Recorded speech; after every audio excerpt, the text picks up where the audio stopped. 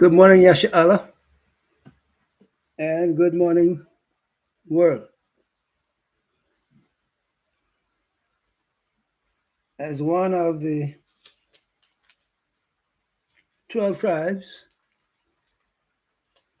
belonging to the children of Abraham, that is the promised seed, there's only one seed of promise, and I am belonging to that promised seed coming of Yitzchak and Yaakov. And so it is my duty here this evening to expand on the knowledge of um, the sealing of the chosen to receive and escort the Mashiach as he comes. For we are told in the book of Yehuda that behold, he comes. He coming with clouds, and every eye shall behold him.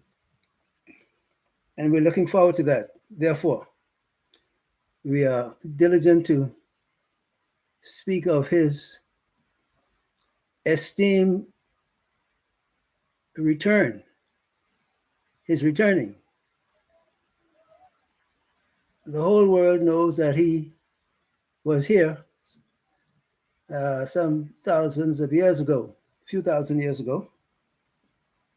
And in that coming, he was a sacrificial offering for the sin of Yasha Allah and those of the nations whom he redeems.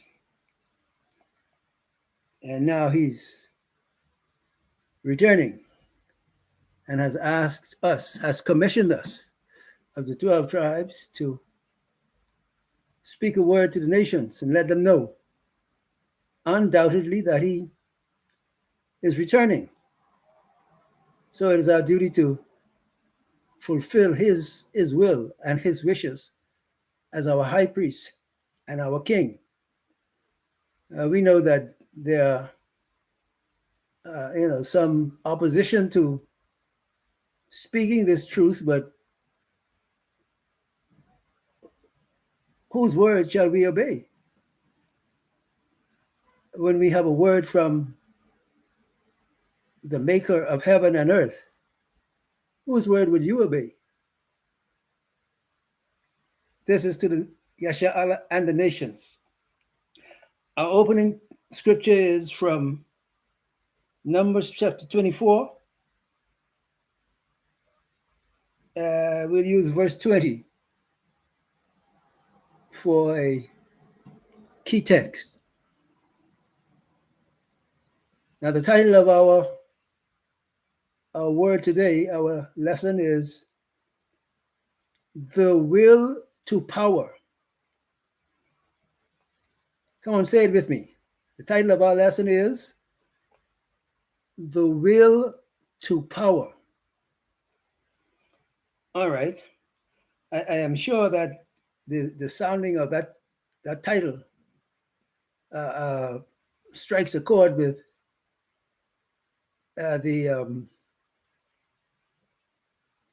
the crowd of psychologists, and the eschatologists, and those who are into deep study with regard to power and and rulership. The will to power. All right, our key text is Numbers chapter 24. Numbers chapter 24 and verse 20. Numbers chapter 24 and verse 20.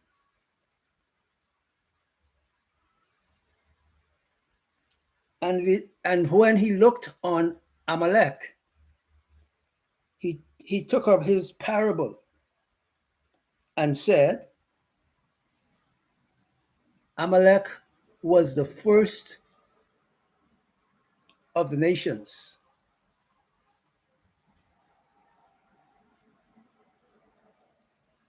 But his latter end shall be that he perish forever.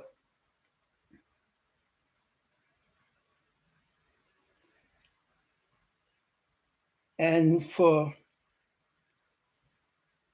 a reference to this first of the nation idea, when we go into the book of Bereshith, chapter 36, and we look up the genealogy of Esau, we will see that the dukes and kings and rulers of Edom reigned a long time. Or maybe I should put it this way, that Edom ruled sometime in the earth before there was any king or ruler among the 12 tribes. That's in Bereshit chapter 36. Let me see if I can find the verse for confirmation for you.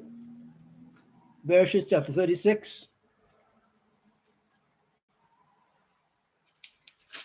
Yay.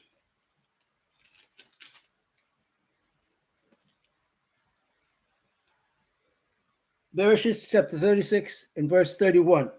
It reads, and these are the kings that reigned in the land of Edom before there reigned any king over the children of Yasha'Allah. All right, there's your scriptural proof that Esau, Edom, Amalek, being the topic of our discussion tonight, as a son of Edom, Edom had rulership and dukes and kings quite a while before Yasha'Allah came on the scene to fulfill the promise that was made unto Abraham, the father of the faithful. And so we think then, we think upon the war in Ukraine. When you think of the war in Ukraine, I guess it's a good thing if we could link the war in Ukraine to the intent of America to bring an entourage of Ukraine population into North America. So why would they be doing that?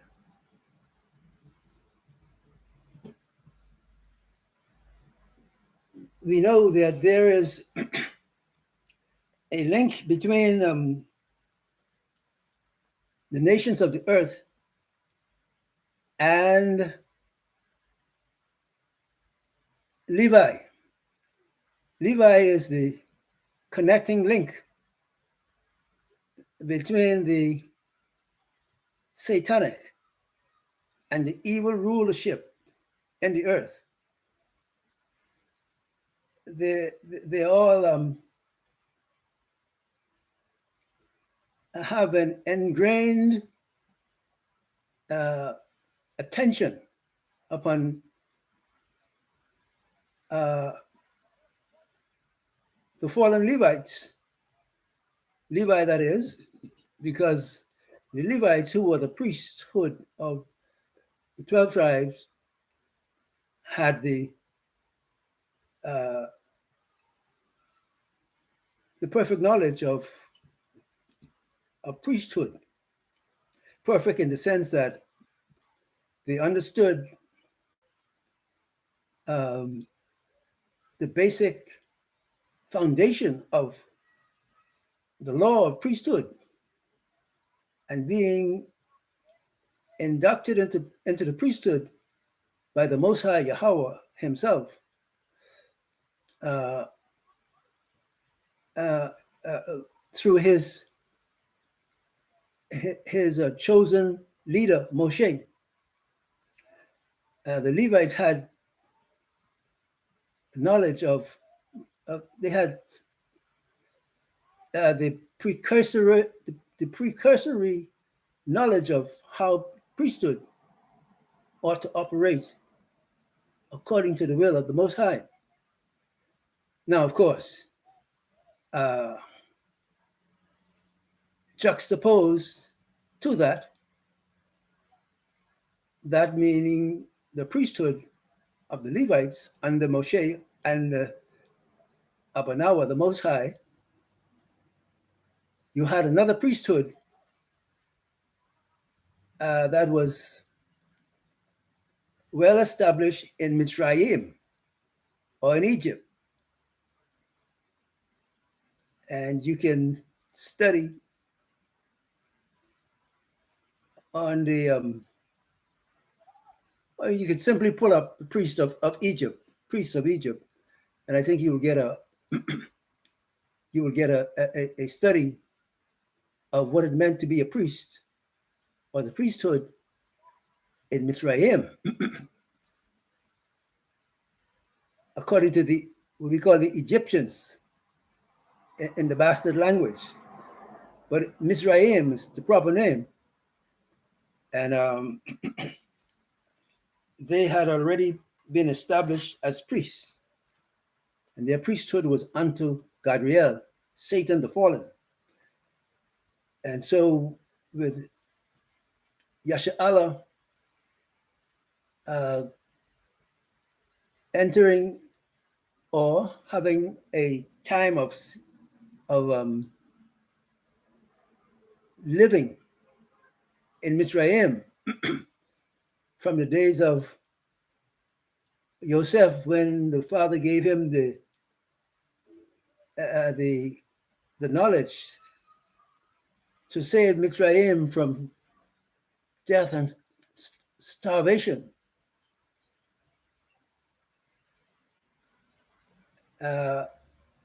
Which they won't easily acknowledge, but so it was, so it is. That is Yasha'Allah, the 12 tribes that saved Egypt from starvation and death through the knowledge of the Most High. But so you have now, as it is today,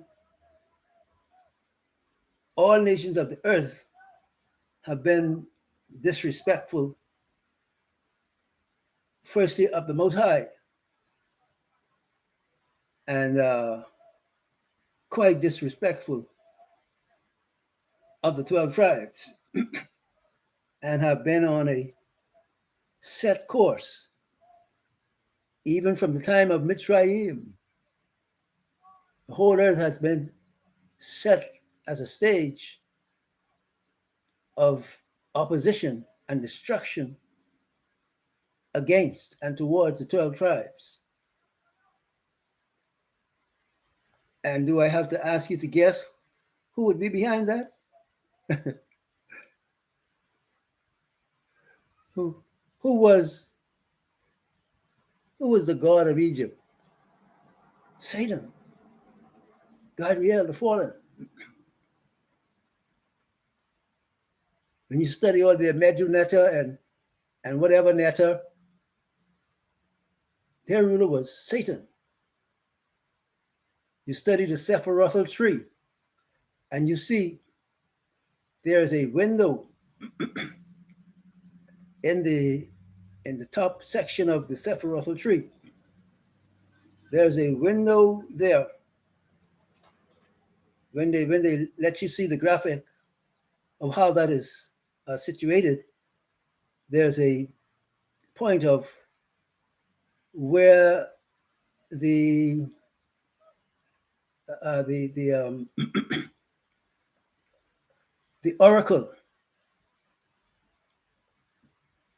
oracle of the Sephirothal tree uh, was contacted by the priest or those who came in for knowledge from the priest,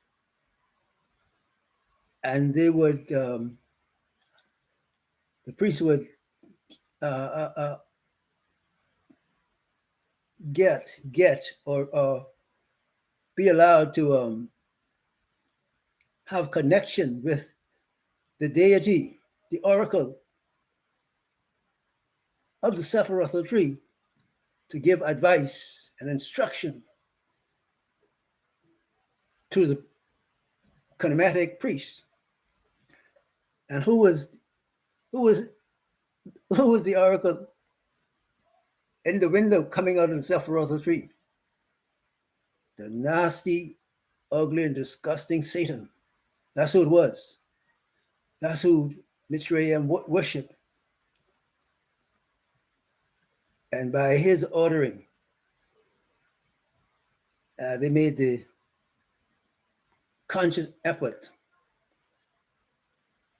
to enslave Yasha'Allah and Mitzrayim. That's how it came about.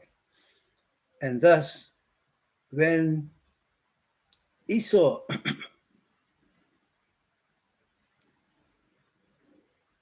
decided that he was going to take the bait from Gadriel to set upon the 12 tribes,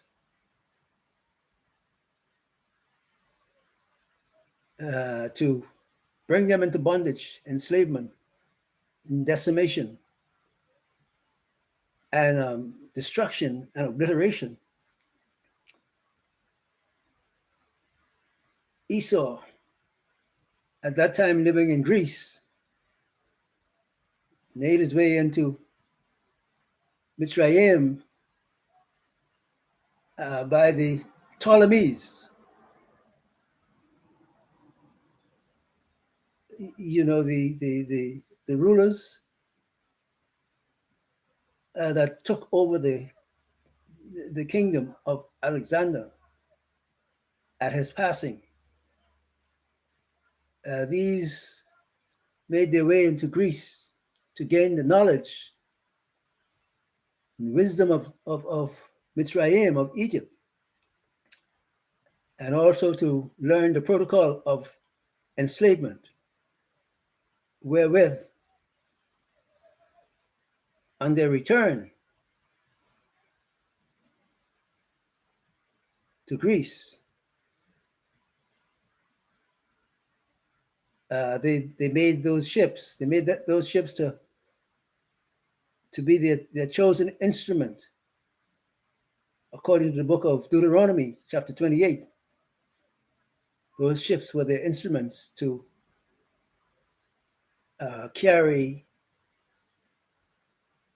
lead the house of Yahweh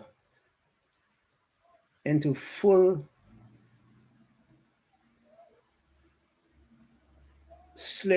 enslavement. This is how it happened. And so the war in Ukraine, and now their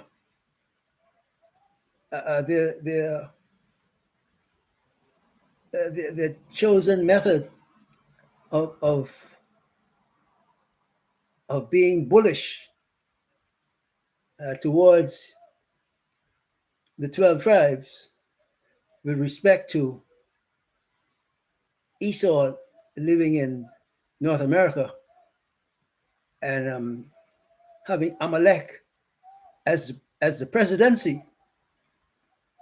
It is Amalek in charge of the presidency, the nasty Amalek. Mm-hmm.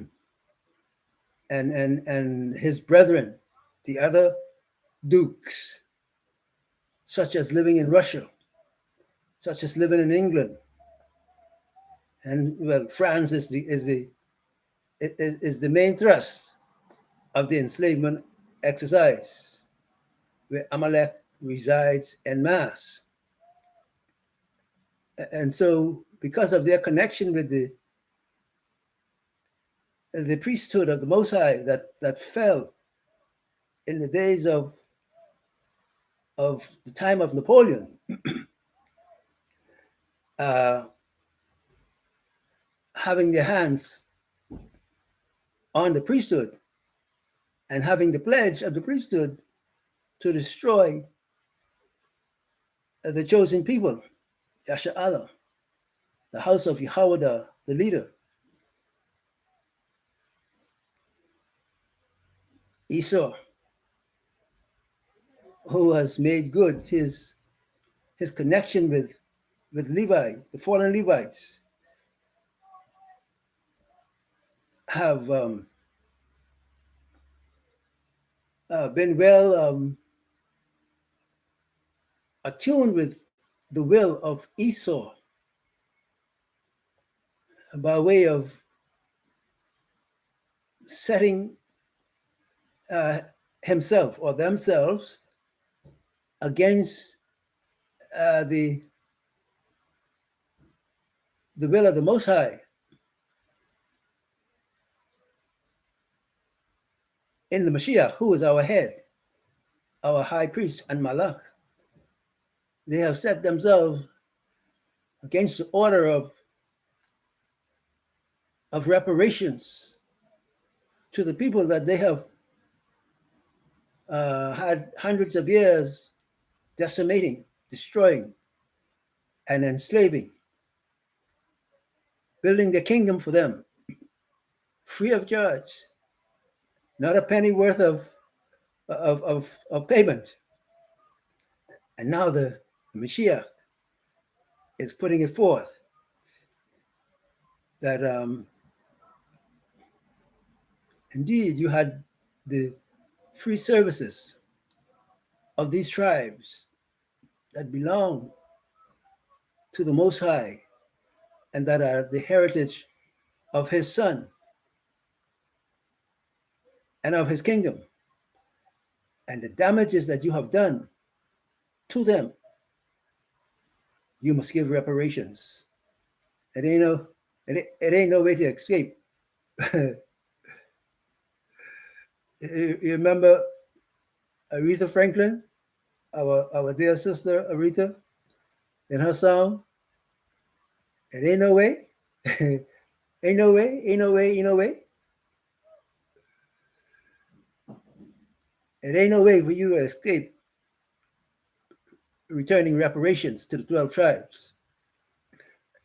And so, though you disregard it in your mind and your thinking, and in your own will, there's a will that is greater, far greater. You know, a will that is incontestable.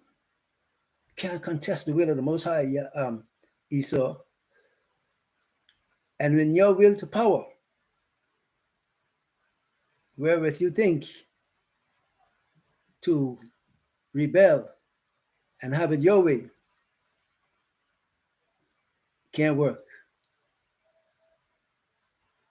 Because heaven is so high, so low, so wide. You must get in through the door. The door is Mashiach, whom you crucified in Jerusalem of his hometown 2,000 years ago. He is the door. And he says, "By me, if any man enter in, he shall be saved and shall go in and out and find pasture." it's quite interesting to note and to uh, realize that Esau has this will to power,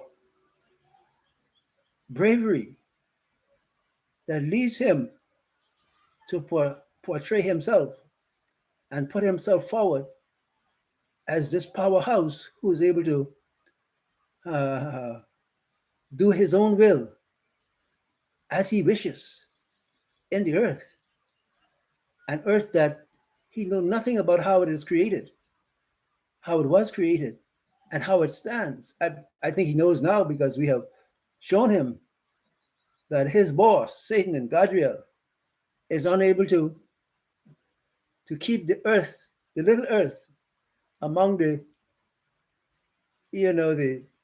great uh, um, plethora of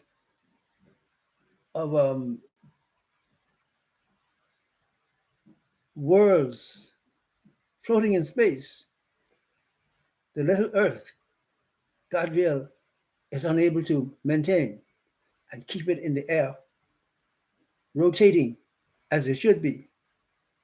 And though you have Esau in the Vatican having his satellites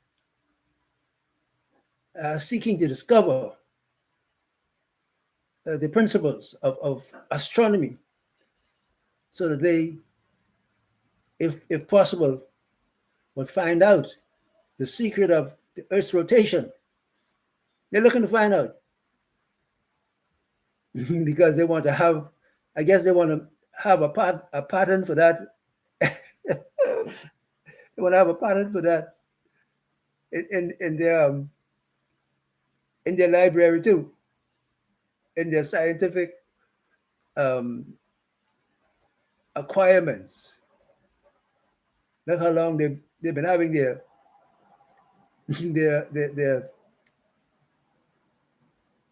eyes, their metallic eyes, trained on the heavens, trying to learn the secret of the rotation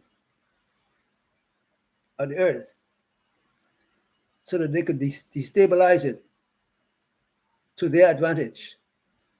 You can't. And this is a showing of your inability to do as you have spoken and set yourself out to the world to have all the people of earth believe that you are able to do such great things. This is one you have been studying for thousands of years now, how to counteract the rotation of the earth. One little earth can't find the secret. For the secret things belong to the Most High. And he revealed them to his servants, the prophets. And so what we have now in the quest or in the acquirement of reparations, Edom has long had Levi in training with his voodoo to counteract the prophecy and to retard, impede, and if possible, derail and stop the reparations requirement. This has been the reason why the proposition of reparation was so troublesome, as though there was a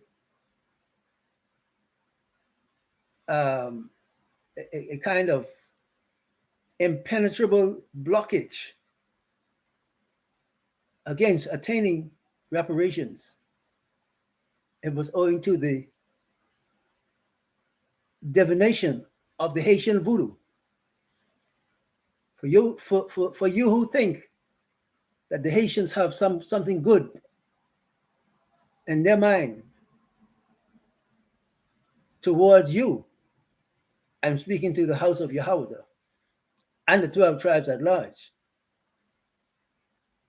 You might have thought that the Haitians have something good in mind for you. No, they have your decimation and destruction in their mind. And beside that, they have the nasty wish to have you worship them, and that they should that they should receive reparations for destroying you and making your life miserable. This is how the people of Louverture think, and this is the quest they have in mind towards you, Yasha Allah. At large, this is their this is their designation to cut off reparations for you, though all that you have suffered and the terrorism that Esau with Levi was not exempt from the effort of Esau, but intimately concerned with it and working to thwart the program of the Most High as given to the Mashiach to bring forth. And so to those who are newly being born into the kingdom, we're giving you a crash course on who you are and what are the principles behind your suffering, who it is that have been at the helm of the conduct of destroying you. Shekabata, Mante Kitabahaya. So as we look at the subject of will to power, we see how this will to power has been conducted by Esau and made him believe that he had or has absolute power over the earth and over the destiny of the 12 tribes. I say again that Levi is the link between all the world powers and the blockage, what has been the blockage to reparations. The nations at large were cued into Levi to bring it home to them, the stoppage of reparations, as they have been seeking to have control of my mind and my will so that they could, I guess, how would I say it? They want to make a complete fool of me for their purpose, to be used for their despicable, nasty, hogwash operations. But we have a Most High that is impeccable, his wisdom impenetrable, his knowledge cannot be bested or overran. Shekamanan taklaka brakitete bretite kete badata rutumani kablaha sikanyata jikemandal kataria basutuku. As MC Hammer would say concerning the Mashiach, you can't touch this, and all shall bow. Yes, even Edom shall bow to the Mashiach that he crucified in Jerusalem and then created his Nicene Creed. So you brothers and sisters that are on coming home to learn of your heritage and to submit yourself unto the Mashiach, to his authority and power, we welcome you.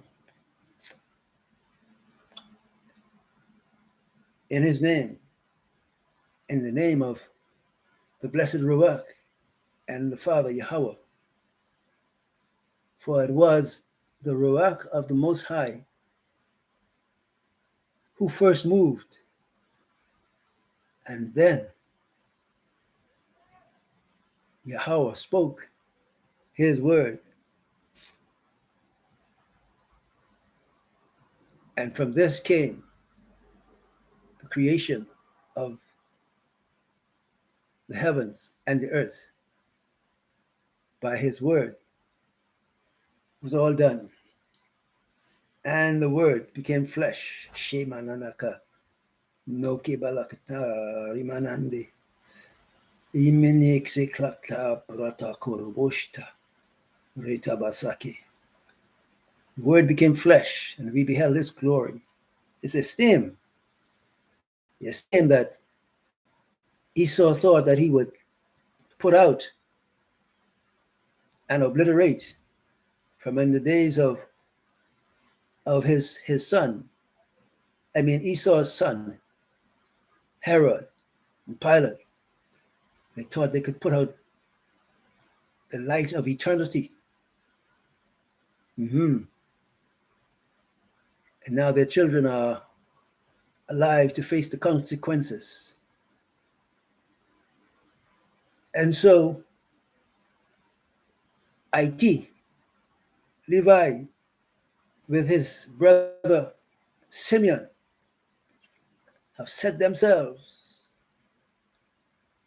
having been the leadership of the establishment of enslavement of the tribes. You might think they have changed their mind. They haven't changed their mind. They're in that same mindset. The Haitians and the Dominicans, with their witchcrafts and voodoo, got the same mindset today of destroying the rest of the tribes, having removed themselves from their place, from their placement in the midst of the tribes.